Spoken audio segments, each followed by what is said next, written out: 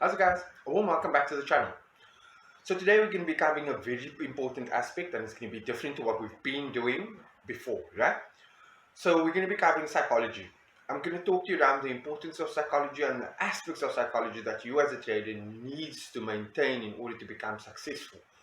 Psychology plays the biggest role within your trading game, more so than most things. It's one thing to understand the tools, it's another thing to actually control your psychology, and that's where most traders fail. So that's what I'm going to be covering, giving you guys a little tips and tricks and how to go about doing it.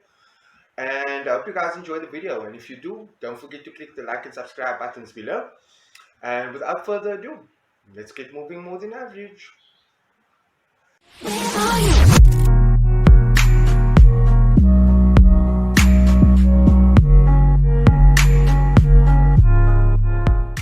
So guys, psychology.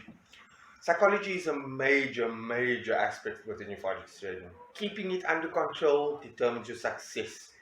I can assure you it's 90% of the reason why most traders fail. Things such as greed, FOMO are huge aspects of why accounts get blown all the time. It's why you take massive losses. And the best way for me personally to mitigate that would be to set up things like a trading plan. Um, Things like asking yourself, like for example, you made 600 rand today. Let's say, for example, let's say 100 USD, right?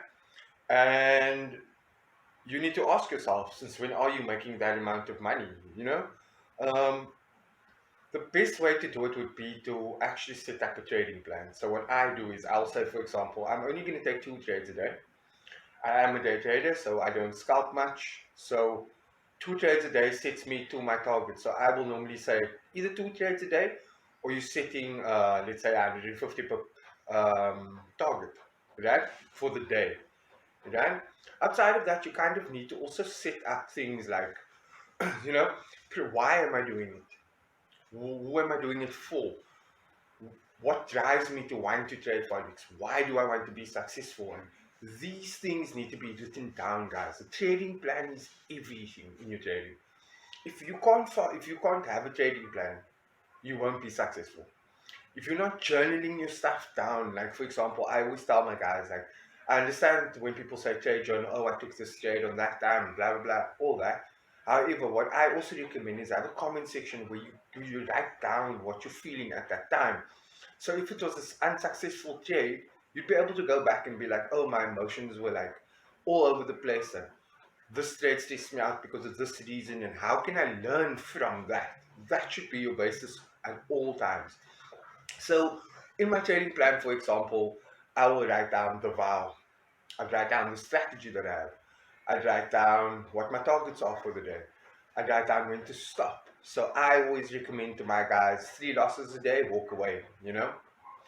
Um, for me personally, if you have 2 losing days in a row, walk away. Switch back to your demo. There's no issue with switching back to your demo, guys. Like, there's no shame in it. It's where you should be practicing. If you're not consistently profitable, you shouldn't be chilling in a live environment, right?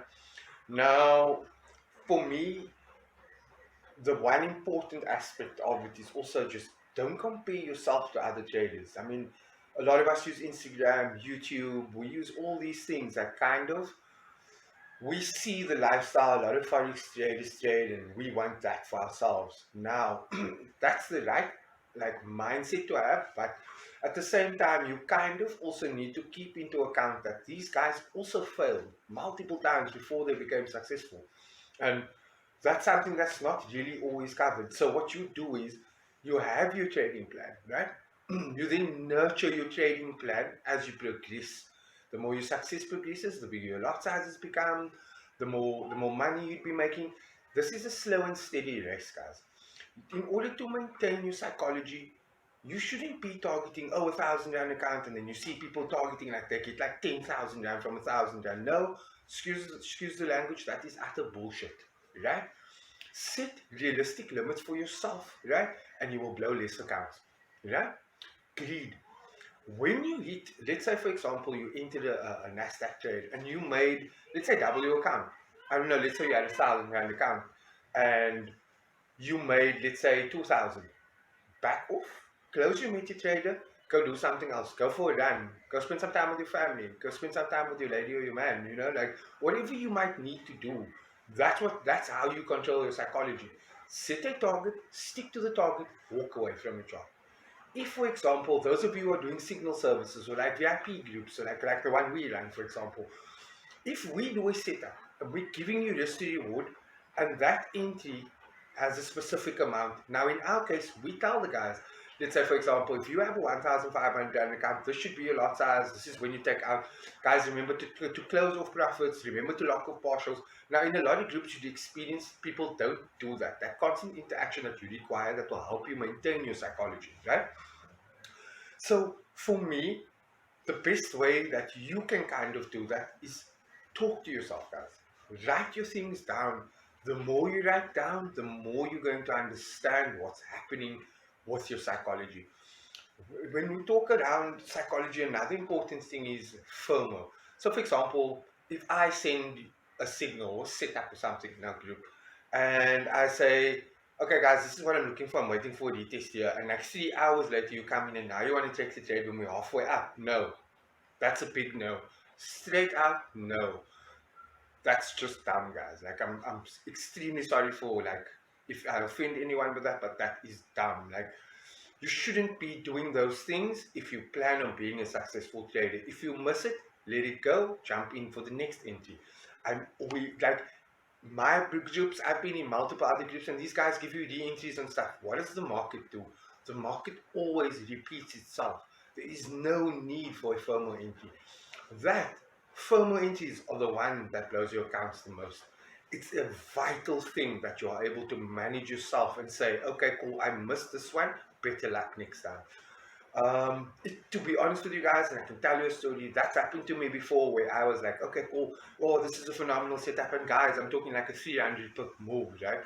I take this round, I missed the original entry, I go about my day, take other trades, and I come back like a couple of hours later, and this thing's halfway, and I'm like, okay, cool, I'm going to catch it here. And my FOMO kicks in, and wham, this trade just retraces all the way down. And what am I doing? I'm panic closing because it's like, oh man, I'm caught in this massive drawdown now. What am I going to do? And lost everything I made in my other trades, all because I didn't want to wait for it. These are things that you guys vitally need to the best of your ability to try and avoid. It ties directly in with your risk management strategies as well. So if you have your risk management with your psychology intact, always remember you're not missing things by doing certain things.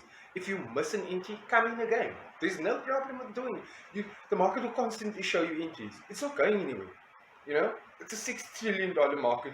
Setups are shared all the time, depending on how much you know and how you what kind of trade you are there. If you trade, let's say for example, 3 different pairs, right? That 3 pairs are more than enough. You miss one, you have two. Even if you miss two and you have one, you still took a successful entry, right? That's a vital thing, guys. You need to kind of get to a point where you are comfortable in what you're doing. So just to recap, your first and foremost, never ever enter after the designated point was already reached unless you can find a confirmed re-entry, right? Number one. Number two, do not be greedy. If before trading forex you've not been making 1,000 plus a day, don't be greedy. This is a marathon, it's not a race, right? The third thing, and I feel like this is a very important thing, write up a trading plan that works for you. Included in that trading plan, your risk to reward, how many entries you're going to take a day, what your target is for the week, what your target is for the month, what your target is for the day, right? When you're going to step away is a serious thing. So how many losses do you need to take before you step away from the chart? And how do you plan on ensuring that you stick to those rules that you set up in your trading plan? Finally, and this is a very important one, you guys need to stick to your trading plans, right? So when I say stick to your trading plan, do not change it after a week, after a month, because you took a couple of losses. The only way to identify whether the trading plan works or not is to give it time, right? Small adjustments or minor adjustments are okay, they're very much okay. However, don't adjust the entire plan where you're changing it up from, like, the likelihood of you losing a couple of more trades than you should in the first week or two, even a month of your trading plan is very hard. You need to understand the problem might not be your trading plan. The problem might be your risk management, and that's things you have to assess. The last kind of a tip I'd like to give you guys is write your stuff down. Whether you are the trader, whether you're taking signals, whether you are in a VIP group where setups are shared, write your things down, guys. This is a vital thing. While writing them down, go over your notes. Always, guys, it's important that you go over your notes, especially when you're trying to do like your trading plan, especially when you're trying to control your greed. In order to assess if you're actually improving, you need to write these things down so that, for example, last week this took place. Now this week this took place. Did I change any habits that I identified last week to this week? That's an important thing, guys. There's no need to be consistently losing if you're writing things down. If you write things down, you go back, you come into the new week, remind yourself of those things. If you can't change that, then there is something wrong. Then it's not your trading plan, it's the fact that you're not allowing yourself the time. Don't compare yourself to other traders, and the sooner you stop comparing yourself to other traders, the more successful you'll be in your own way. Each trader progresses at their own pace, and therefore, guys, all you need to do is take the time. Run the marathon, stick it out. It's all worth it. I can assure you, it's all worth it in the end. And I hope you guys like this video. And if you guys want more videos of this nature, feel free to comment in the section below. Alternatively, you can reach out to us directly on our Telegram link. And yeah, guys, I hope everyone got some value out of this video. I know it's not like the easiest thing to watch all the time. It might not even be that interesting for some people, but I can assure you, if you took note and you took the tips and tricks in here, you'd be more successful. Yeah. So let me not keep you guys any further. Keep moving more than average.